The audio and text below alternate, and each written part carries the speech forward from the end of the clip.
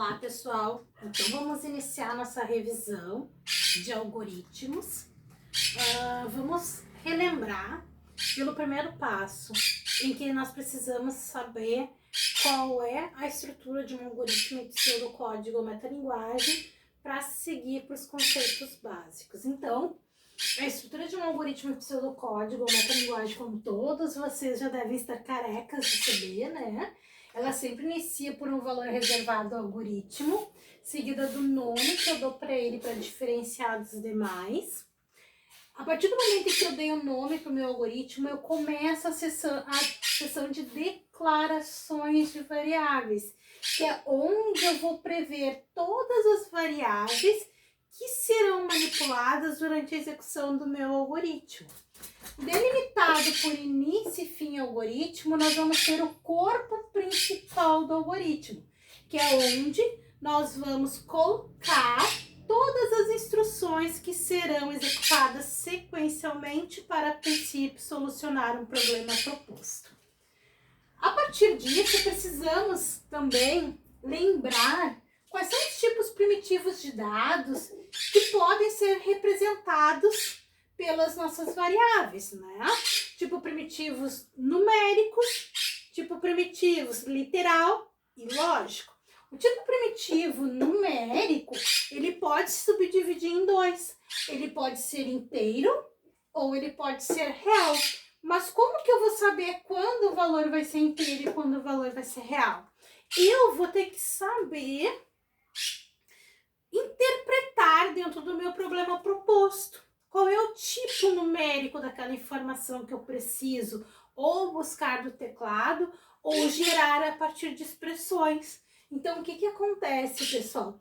Quando, por exemplo, eu preciso saber qual é o número de alunos de uma turma, tipo numérico inteiro.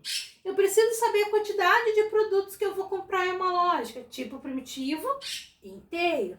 Eu quero saber quantas balas eu vou ter no fim do mês se eu como 3 balas por dia. Opa! Né? Tipo primitivo inteiro. Tipo primitivo real. Quando que eu vou ter? Toda a unidade de medida do tipo primitivo real. Por exemplo, altura, largura, comprimento de uma sala, peso e altura de uma pessoa, né? Valor monetário também é do tipo real. Idade de uma pessoa, inteiro, né? E assim por diante. Eu vou ter que interpretar dentro do meu problema proposto. Tipo primitivo caractere é aquele literal. Seja ele alfanumérico, seja ele letras de A a Z maiúsculo, de A a Z minúsculo, caracteres especiais, tudo isso é declarado como caractere. E o tipo primitivo lógico é aquele bistável, que só armazena o valor 0 ou 1, verdadeiro ou falso, ou seja, resultado de expressões lógicas ou relacionais. O tipo primitivo caractere, por exemplo, nome de uma pessoa, endereço, CPF, telefone, tudo que envolver caracteres, né? Agora, qual é a minha sintaxe, então, para a declaração das minhas variáveis, né? Então, a declaração das variáveis, ela sempre inicia pela palavra reservada var, e eu posso declarar de duas formas. Uma variável por vez ou em listas de variáveis. Quando que eu posso listar as variáveis? Quando todas elas forem do mesmo tipo primitivo de dados. Agora, se eu tiver variáveis de tipos de dados distintos, cada uma delas em uma linha diferente. Então, eu sempre dou um nome ou listo as variáveis, 2 pontos e tipo primitivo de dados que elas vão assumir. Se vai ser inteiro, real, caractere ou lógico.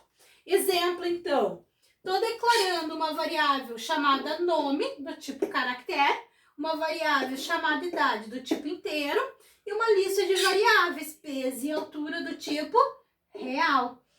Ok. Quando eu declaro uma variável, pessoal, o que eu estou fazendo? Eu estou alocando um espaço em memória, onde a informação vai ficar efetivamente armazenada para ser utilizada posteriormente. É exatamente isso que eu estou fazendo. Então, quando eu declarei a minha variável nome, disse que ele é do tipo caractere, o que que eu fiz? Eu disse, ó, aloca o endereçamento de memória, referencia ele pela variável nome, e nesse endereçamento de memória, eu só vou armazenar valores do tipo caractere. Aí quando eu fiz idade do tipo inteiro, eu disse o quê? Aloca o endereçamento de memória, referencia pela minha variável idade e nesse espaço em memória eu só vou armazenar valor numérico do conjunto dos inteiros. Quando eu declarei peso e disse que é do tipo real, eu fiz a mesma coisa. Aloca um espaço em memória e um endereçamento qualquer, referencia pela variável peso e diz que eu só vou alocar valores numéricos do conjunto dos reais. A mesma coisa acontece para altura. Aloca o endereçamento de memória, referencia pela variável altura e diz que nesse local eu só vou armazenar valores do tipo real. Então, por isso eu sempre desenho para vocês, né, pessoal? Ó, eu tenho a memória da máquina e eu aloquei tantos endereçamentos de memória para ser utilizado durante a execução do meu algoritmo. E aí, vem mais uma dúvida. Tá, mas como é que eu vou fazer para dar valores para essas variáveis, né? Existem duas formas. Ou eu dou os valores a partir de atribuições de dados, ou eu posso dar a partir de comandos de entrada, que vai ficar para depois. Então, a princípio, qual é a sintaxe para atribuir dados às nossas variáveis? Então, nosso comando de atribuição é essa setinha à esquerda, que diz, ó, tem uma variável que referencia um determinado endereçamento de memória e eu quero atribuir a ela uma expressão ou um valor constante. Aí o que vai acontecer? Essa expressão ela é resolvida e o resultado é armazenado em determinada variável. Ou seja, o resultado dessa expressão vai estar na variável e toda vez que eu chamar a variável, eu estou manipulando diretamente o resultado dessa expressão. Então, alguns exemplos. Eu declarei, então, a variável nome do tipo caractere e aqui eu estou atribuindo um valor à variável nome. Então, o que eu estou dizendo? Nome recebe Maria.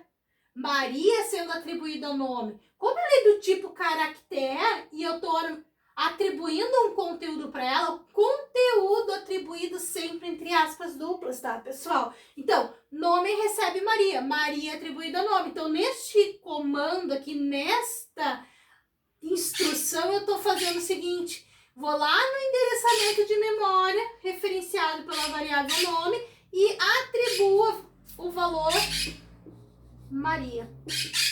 Exatamente isso que eu estou fazendo. Quando eu passo para o próximo comando e digo idade, recebe 25, 25 sendo atribuída a idade, eu estou dizendo que vai lá no endereçamento de memória referenciado pela variável idade e armazena então o valor 25. Vai lá no endereçamento de memória referenciado pela variável peso e armazena o valor 53.800, ou seja, peso recebe 53.800, 53.800 armazena, é atribuído à variável peso. Então, vai lá no endereçamento de memória referenciado pela variável peso e armazena o valor 53.800.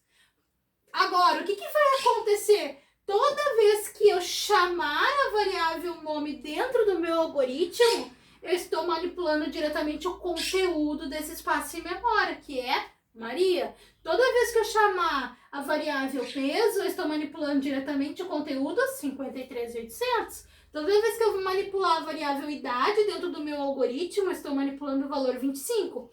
Agora eu tenho que lembrar, cada variável armazena um valor a cada momento, não mais do que isso. Então, se em um determinado passo eu chegar e fazer a minha idade recebendo o valor 40, o que eu estou dizendo aqui? 40 é atribuído à idade, idade recebe 40, logo eu estou dizendo lá naquele endereçamento de memória, referenciado pela variável idade, armazene o valor 40, ou seja, eu substituo o valor 25 pelo novo valor que agora é 40. Ou seja, o valor 25 já não existe mais.